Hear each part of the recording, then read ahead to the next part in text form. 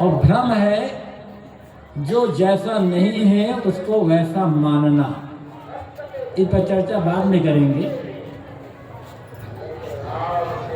पहली बात साहब कहते हैं हो निशंक, निशंक हो जाओ। आदमी के मन में अनेक प्रकार के संदेह होते हैं और संदेह भीतर भीतर आदमी को चाल कर उसी प्रकार कमजोर कर देता है जैसे घुन कीड़ा अंदर अंदर लकड़ी को चाल कर कमजोर कर देता है। आदमी को सबसे पहले संदेह होता है अपने जीवन निर्वाह के लिए और बुढ़ापा में सेवा के लिए। इन दोनों के मूल में है अज्ञान। वैसे तो जितने भी संदेह हैं सबके मूल में है अज्ञान, नासमझी, अहंकार भी है और लोभ लालच भी। आदमी जब तक शरीर साथ दे रहा है, हाथ पैर चलता रहे, तब तक मेहनत करता रहे और फिजूल खर्ची से बचकर थोड़ी वस्तुओं में गुजार करने की भावना रखे। उसे ये विश्वास रखना चाहिए कि जीवन भर खाने को मिलेगा। जरा सोचें, पशु पक्षियों के पास, कीड़े मकोड़ों के पास क्या है, फिर भी उनका जीवन चलता है। हम तो मनुष्य हैं, हाथ पैर हैं, बुद्धि है, समझ है, हमारा जीवन क्यों नहीं चलेगा? बुढ़ापा में सेवा कौन करेगा? पता है क्या? पता है कि सेवा की आवश्यकता होगी। जब आप ये सूत्र बराबर ये सोचोगे, पता नहीं शरीर में रोग लगेगा तो दवा कहाँ से मिलेगी, दवा मिलेगी या नहीं मिलेगी, बुढ़ापा में सेवा कोई करेगा या नहीं करेगा, तो निश्चित समझ लें आपका बुढ़ापा कष्टमय होगा। बिना मतलब के आप रोग बुला लेते हो सकता है स्वस्थ होकर चलते फिरते शरीर छूट जाए। कभी किसी की सेवा की आवश्यकता ही ना पड़े, और सेवा की आवश्यकता पड़ेगी तो कोई ना कोई सेवा करने वाले मिल जाएंगे। गुरुदेव जी जब घर में थे, अब यह था कि कुछ दिनों में घर वो छोड़ देंगे, सब घर वाले समझ चुके थे। तो एक बार गुरुदेव जी और उनके पिता दोनों साथ बैठे बात कर रहे थे। तो बात करते करते गुरुदेव जी के पिता ने कहा, साधु होने में बड़ा झंझट है, क्योंकि साधु का कोई अपना तो होता नहीं, घर परिवार बाल बच्चे, रोग लग जाए, बुढ़ापा आ जाए, कमजोरी आ जाए तो साधु की कौन सेवा करेगा? गृहस्थ हैं तो उनके बेटे बहू है, नाती पोते हैं और भाई बिरादर है, तो गृहस्थी में, बुढ़ापा में, रोग में सेवा करने वाले बहुत मिल जाते हैं, और साधु में कोई मिलेगा नहीं तो उसका कोई होता ही नहीं है। इसलिए साधु होने में बड़ा झंझट है। तो गुरुदेव जी ने कहा, अनेक जानवर हैं, कई बार किसी जानवर का पैर टूट जाता है और कुछ हो जाता है, जब उनकी सेवा हो जाती है तो हमारी सेवा क्यों नहीं होगी? कहा हाँ, जब इतना विश्वास है तो साधु होना में कोई कठिनाई नहीं है। जानवर सेवा कौन करता है? कई बार होता है दो जानवर आपस में लड़ते हैं, एक दूसरे सींग मार देते हैं, कुछ कर देते हैं, कट पिट जाता है, सेवा उनकी होती ही नहीं, सेवा का आवश्यकता नहीं है, उनका जीवन चल जाता है, हमारा जीवन को नहीं चलेगा। विश्वास रखें, हमारी तकदीर में, हमारे प्रारब्ध और भाग्य में जो होना है वो होकर रहेगा। सुख में है तो सुख मिलेगा, दुख है तो दुख मिलेगा। और हमारे तकदीर में, हमारे भाग्य में सुख है तो कोई नहीं रहेगा तो भी हमारे जीवन सुख से चल जाएगा। और हमारे तकदीर में दुख लिखा हुआ है, हमारे पूर्व के संस्कार, पूर्व के कर्म गलत हैं, तो जितने लोग रहेंगे आपस वाले सब के सब अलग अलग हट जाएंगे या हम ही दूर चले जाएंगे, वो हमारा जीवन संकट में ही हो जाएगा। इसलिए आगे क्या होगा ये सोचने की आवश्यकता ही नहीं है। वर्तमान में हमें सही ढंग से जीने की आवश्यकता है। यदि अपने प्रारब्ध पर और अपने पुरुषार्थ पर भरोसा होगा तो उस आदमी को जीवन निर्वाह और सेवा के लिए संदेह नहीं होगा। आदमी सोचता है इतनी बड़ी दुनिया है, कौन चला रहा होगा, किसने बनाया होगा। नियम से सूरज पूरब उगता है, पश्चिम में अस्त होता है, सूरज उगने पर दिन हो जाता है, सूरज अस्त होने पर रात हो जाती है।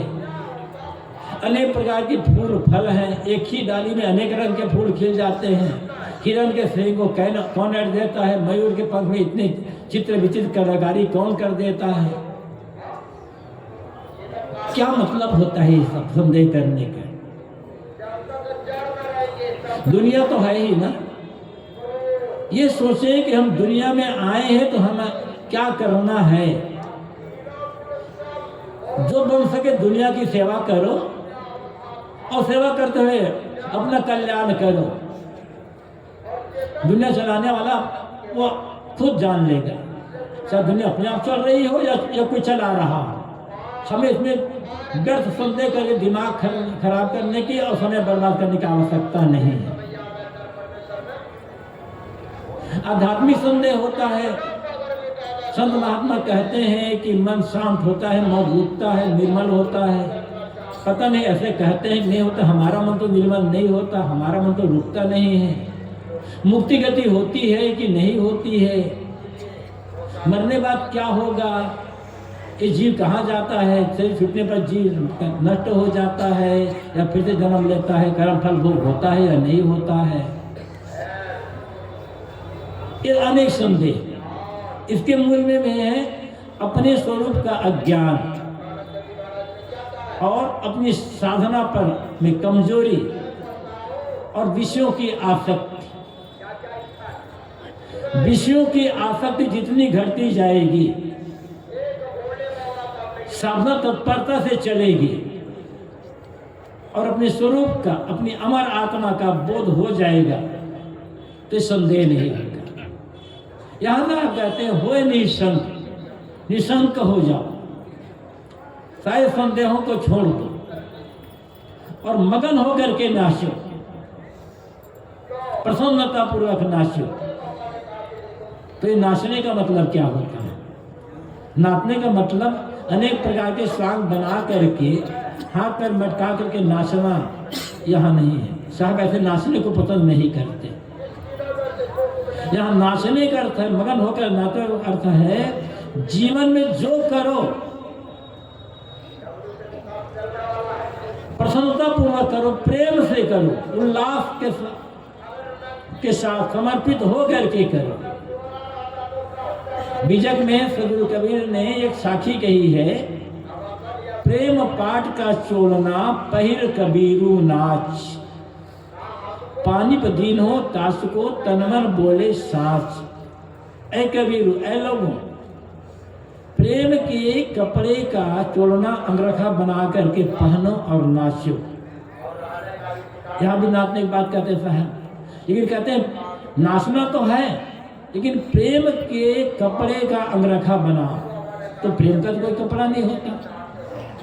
यहाँ भी नाचने का अर्थ है जो करना है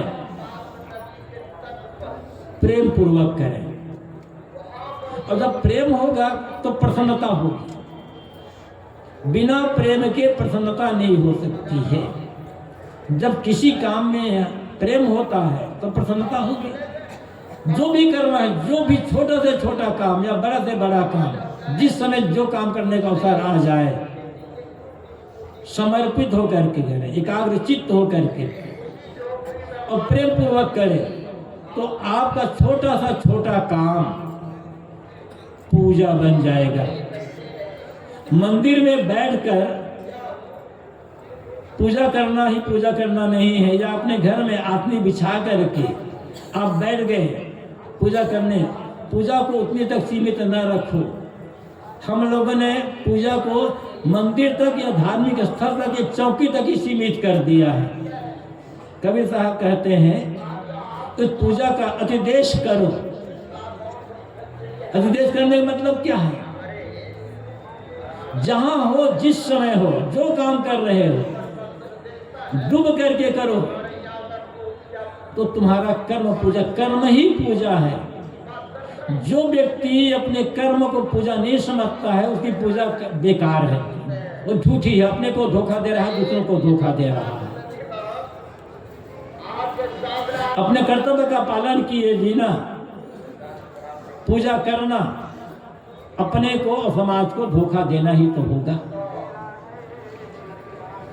आप मंदिर में करते हो, घर में करते हो या कहीं भी करते हो, आप वो करते हो, अच्छी बात है, उस पूजा का खंडन नहीं है। किंतु वो पूजा करने के पश्चात आपका मन कितना शांत हुआ है,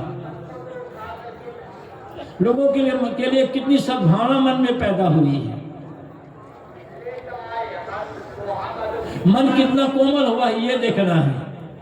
पूजा करते करते वर्षों बीत गए, मन वैसा का वैसा कठोर है, वैसा का वैसा चंचल और अशांत है, तो पूजा कहाँ हो रही है? केवल एक दिखावा कर्मकांड में समय बीत रहा है बस।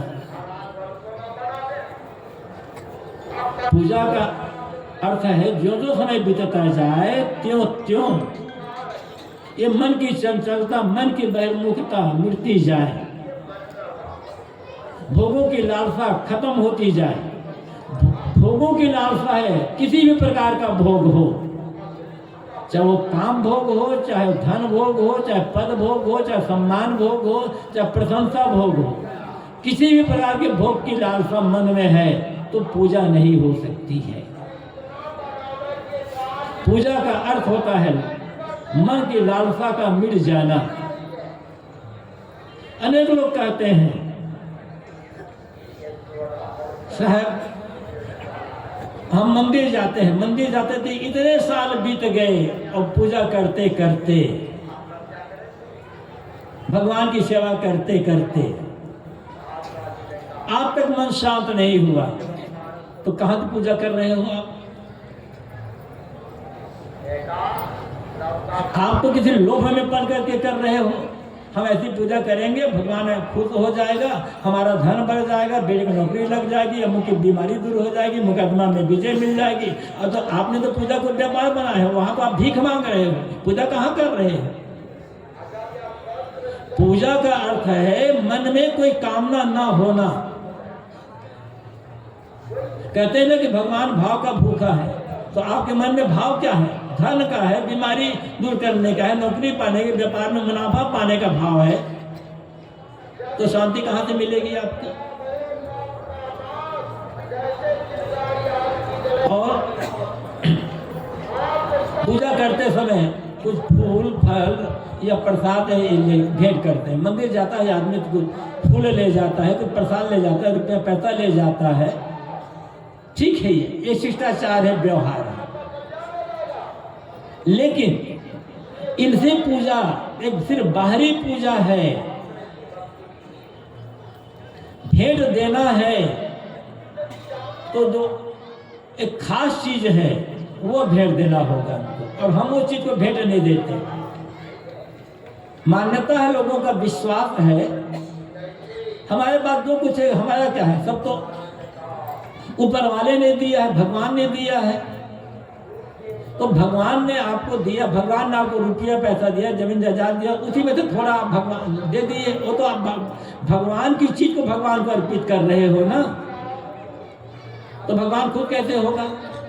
भगवान की कृपा मिलेगी कैसे आपको? आप अपनी चीज दे, और जो आपने बनाई है, जो भगवान ने बनाई है, आप मानते हो भगवान सब चीज बनाए, तो भगवान ने जो बनाई वो चीज मत दो आप भगवान को।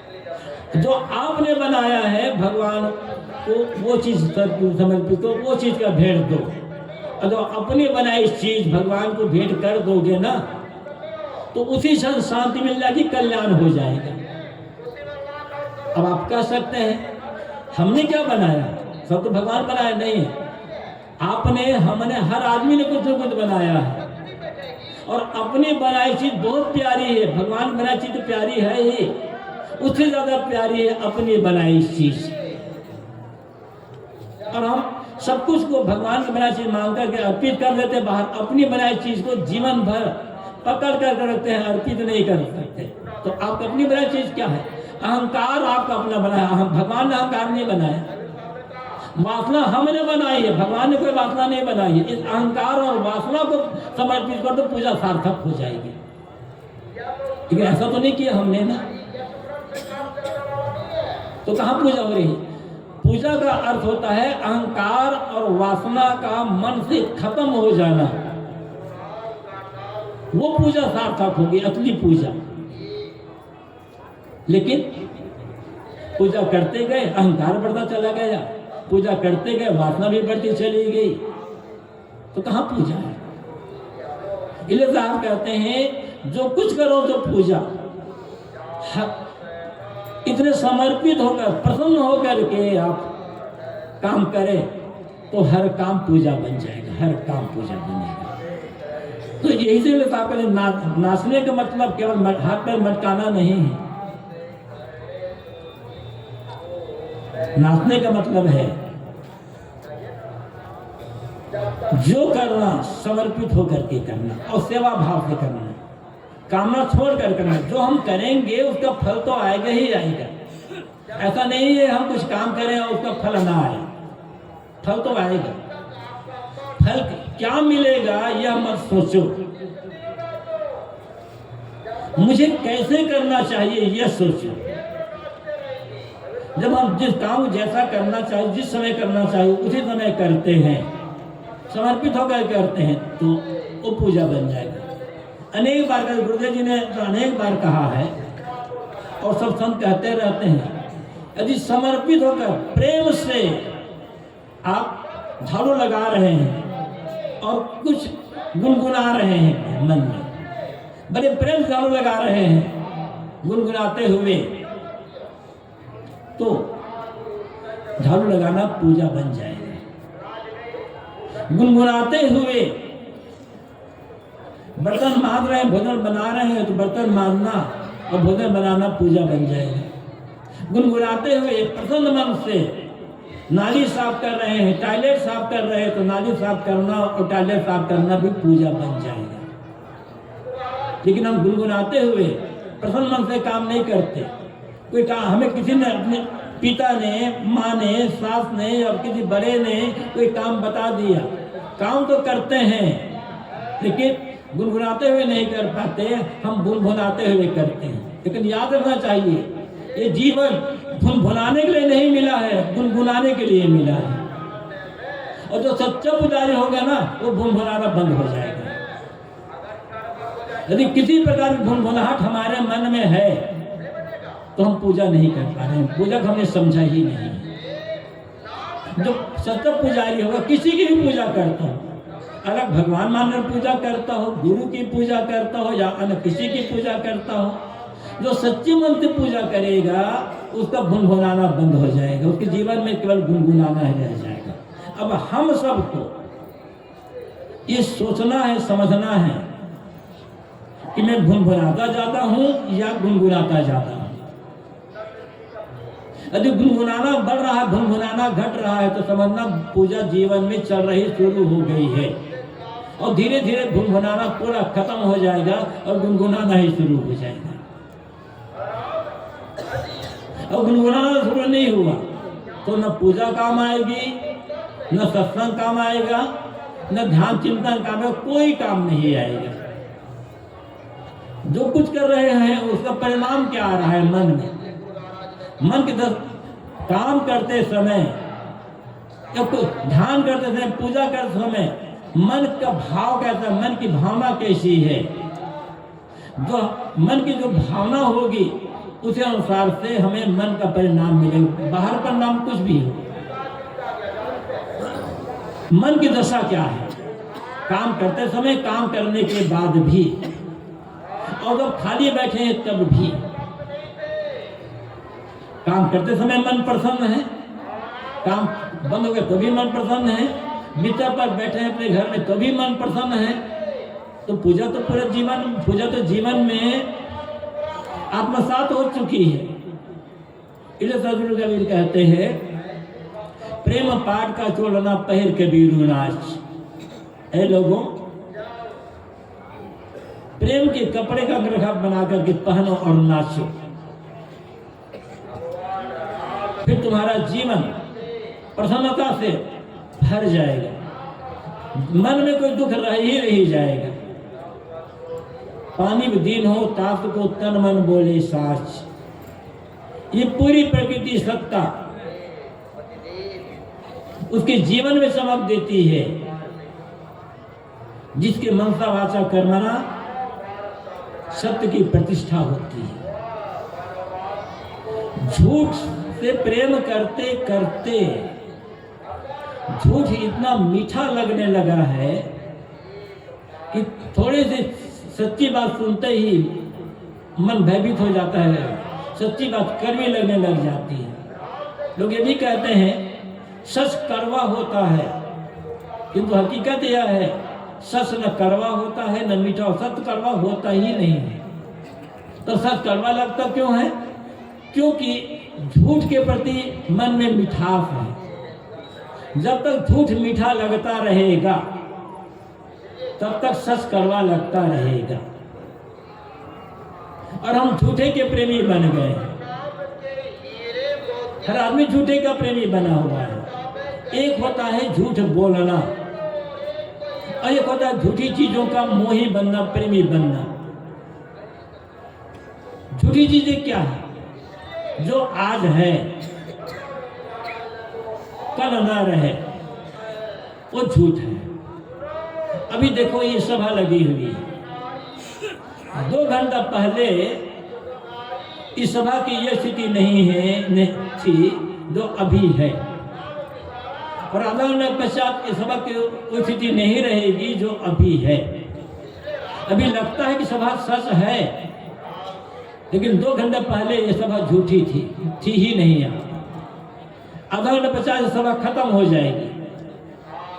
तो इस सभा सच कर हम ये मान लें कि इतने लोग हमारे सभागार में बैठे हुए हैं, हम सुन रहे हैं, और इसमें लुभा गए, तो जब यहाँ से लोग चले जाएंगे तब दुख होगा, मन में होगा अरे हमें सुनने वाले चले गए। बस है बोल कहना है, लोगों तक संदेश देना, सदगुरु कबीर का संदेश दे दे। कितने लोग सुनने वाले हैं? 5 लोग हैं कि 50 लोग हैं कि 500 हैं या ज़्यादा है? बस गुरुजनों द्वारा हमें जो महापुरुषों का संदेश मिला है उसको अपने जीवन में जीने का काम करें और अपनी शक्ति सामर्थ्य के अनुसार लोगों तक बांटने का, पहुंचाने का काम करें। ये न सोचे कि इतनी बड़ी सभा होनी चाहिए।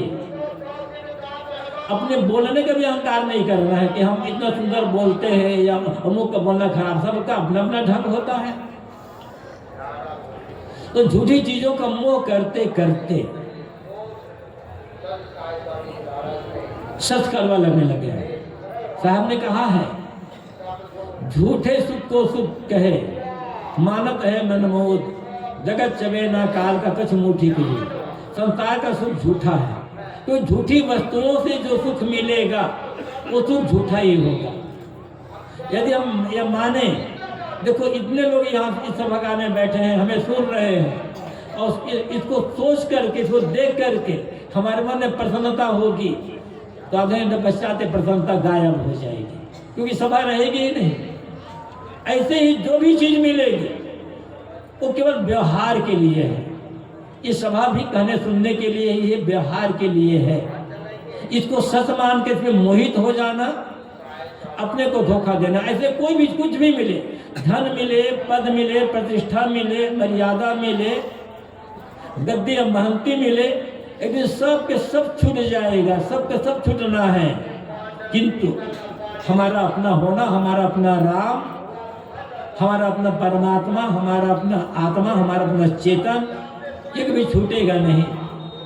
उस जो सच आत्म तत्व है, सत्य जो परमात्मा तत्व है, सत्य जो चेतन तत्व है, उसका जब बोध हो जाएगा, उसमें मन रम जाएगा, तब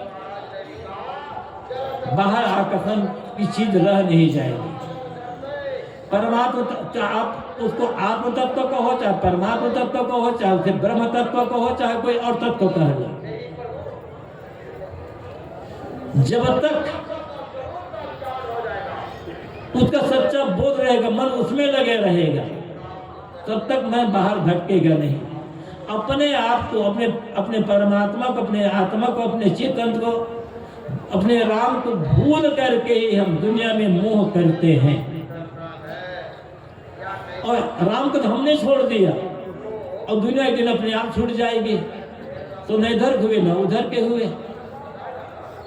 इसलिए दुनिया की सेवा करें, दुनिया को अधिकार में रखने की भावना न रखें, दुनिया को खुश करने के चक्कर में ना पड़े। तो दुनिया को खुश कौन कर सका है और दुनिया को अधिकार में कौन रख सका है? बड़े बड़े कहलाने वाले आए, दुनिया को अधिकार में रखने के लिए क्या क्या कुकर्म नहीं किए। आज उनका नाम निशान भी नहीं है, उनके शरीर के हड्डी का चूरा भी नहीं मिलने वाले, सब इसी मिट्टी में दफन हो गए। इसलिए अधिकार की भावना छोड़ दें।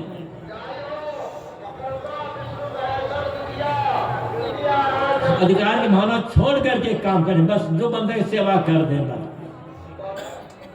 दुनिया की सेवा करते हुए मन को अपने आत्मा राम में लगा करके रखें। तो बात नहीं कह रहा था, पानी बदीन हो ताश को तनमन बोले साथ। सदगुरु कबीर कहते हैं ये पूरी प्रकृति सत्ता उस व्यक्ति के जीवन में चमक देती है,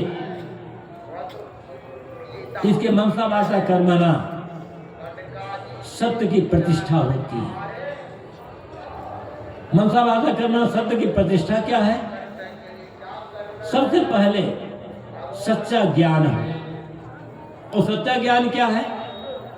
जो ज्ञान प्रकृति की कारण कार्य व्यवस्था के अनुकूल हो, विश्व के शाश्वत नियमों के अनुकूल हो, तत्वों के गुणधर्मों के अनुकूल हो, जो ज्ञान विवेक पूर्वक हो, तर्क पूर्वक हो, ऐसा ज्ञान सच ज्ञान, सत्य ज्ञान है। भ्रांति ना हो मन में, निर्भ्रांत बोध, सच्चा ज्ञान। लेकिन केवल ज्ञान काम नहीं, ज्ञान तो हमारे पास है, यदि ज्ञान पूर्वक आचरण नहीं है तो वो सच्चा ज्ञान भी काम नहीं आने वाला है। आचरण साथ साथ हमारी भावना भी सच हो। सच बोलते समय भावना कैसी है? किसी की रक्षा या किसी का नुकसान। यदि हम दूसरे को नुकसान करने के लिए सच बोल रहे हैं, हमारी भावना सच नहीं है, तो सच नहीं कहा जा सकता। सच वह है जिसमें दूसरे की रक्षा हो, दूसरे की प्रसन्नता भी है, और फिर वाणी में सत्य हो, सत्य ज्ञान हो, सत्य भावना हो, सत्य वाणी हो, सत्यपूर्वक आचरण हो। ये मनसा वाचा कर्मणा सत्य की प्रतिष्ठा है। ऐसा जिसके जीवन में हो जाएगा, जो किसी भौतिक वस्तु की प्राप्ति के लिए, अपने मंदिरों की चंचलता की पूर्ति के लिए, विषयासक्ति के लिए, रुपये पैसे के लिए, मान सम्मान के लिए, गद्दी महंती के लिए जानबूझ करके झूठ नहीं बोलता है। जो सोचता है सच बोल करके, यदि सच बोल करके कुछ नुकसान भी हो जाता है तो वो नुकसान नहीं है। लेकिन झूठ बोलकर हम दूसरे से कुछ ठग लेते हैं तो पैसा मिल जाना कोई बड़ा लाभ नहीं है। क्षणिक लाभ है वो, क्योंकि वो हमने झूठ बोलकर जो ठगा है, ठग करके जो प्राप्त किया है, एक दिन वो चीज हमारे पास रहने वाली नहीं है। तो फिर हमारा मन खराब हुआ, संस्कार खराब हुए और चीज भी छूट गई तो फायदा क्या हुआ। इसलिए जितना संभव हो अपने अपनी श्रेणी शक्ति योग्यता के अनुसार हर व्यक्ति को सच बोलने का प्रयास करना चाहिए और सत्यता पूर्वक आचरण भी करना चाहिए। बोल करके नकार देना ये झूठ की पूजा है। जो कहा है वैसा करने का प्रयास करना शक्ति चले तक। मैं बाद में नाचने की कह रहा था, होए निशंक मगन होए नाचो, लोभ मोह भ्रम छाड़ो। सदगुरु कहते हैं निसंदेह हो करके खुले मन से प्रसन्न होकर के नाचो, मतलब निसंदेह विश्वास पूर्वक सही मार्ग पर चलो, सही व्यवहार करो और सही काम करो, तो जीवन में मगन होकर नाचते रह जाओगे। पूरे जीवन में प्रसन्नता ही रह जाएगी। लेकिन इसके लिए शर्त है, लोभ मोह भ्रम छाड़ो। लोभ मोह और भ्रम को छोड़ना पड़ेगा। मैंने कहा लोभ निर्जीव पदार्थों के लिए होता है। मठ, मकान, जमीन, खेत, खलिहान, रुपये, पैसे, सोने चांदी के गहने, गद्दी, महंती, ये सब निर्जीव है। इनके प्रति आकर्षण, इनके प्रति पकड़ बुद्धि लोभ है। चीजें कम है, ज्यादा है, यथा योग्य प्रयोग कर लें, लेकिन ललचाए ना। लोग को मतलब है ललचाना, देख देख करके ललचाते रहना, और मिले ये ललचाते रहना। ये ललचाना बंद करें। जो मिला काम करें शक्ति अनुसार से, समय शक्ति योग्यता अनुसार से भरपूर काम करें, और उस काम में जो फल मिल जाए उसमें संतोष रखें और उसमें गुजारा करें। तो आप कहते ये पहले ऐसा कर, यदि मगन होकर नाचना है, प्रसन्नता से जीना है तो लोभ छोड़ना पड़ेगा। मोह होता है सजीव प्राणियों के लिए, और प्राणियों में भी मनुष्यों के लिए जिनका अपना माना जाता है, अपना परिवार, अपना कुल कुटुंब, अपना मठ, अपने आश्रम के सदस्य, इनके लिए मोह होता है। और मोह जहां होगा वहां कहीं न कहीं पक्षपात होगा। जो बन सके आदर दें, सम्मान दें, प्रेम करें, सेवा करें, लेकिन किसी एक व्यक्ति विशेष से मन को चिपटा करके रखे ना, ये मोह ही तो भवसागर है। मानस में गोस्वामी जी ने कहा, मोह सकल व्याधिन कर मूला। सारी व्याधियों, सारी भव व्याधियों का मूल ये मोह ही है। और मोह ही वो भवसागर है जिसे पार करने के लिए ये मानव जीवन मिला हुआ है। तो प्रेम करना है, लोगों को प्रेम देना है, सेवा करना है, आदर सम्मान करना है, जो करना करें, लेकिन मन को चिपकाए ना। तो जितना चिपकाओगे उतना भयभीत रहोगे, चिंतित रहोगे और मन अशांत बना रह जाएगा।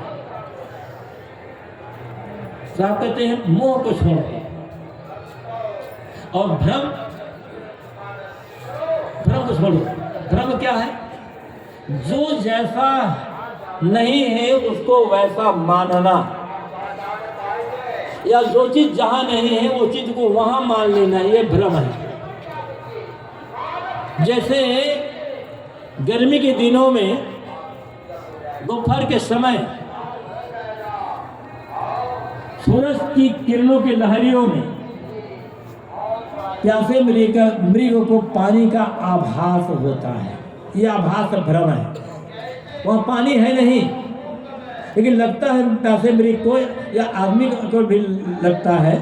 दूर देखो तो धूप झिलमिला रही है, लेकिन लगता है पानी सागर लहरा रहा है, और तो आदमी से धोखा खा जाता है। ये भ्रम है।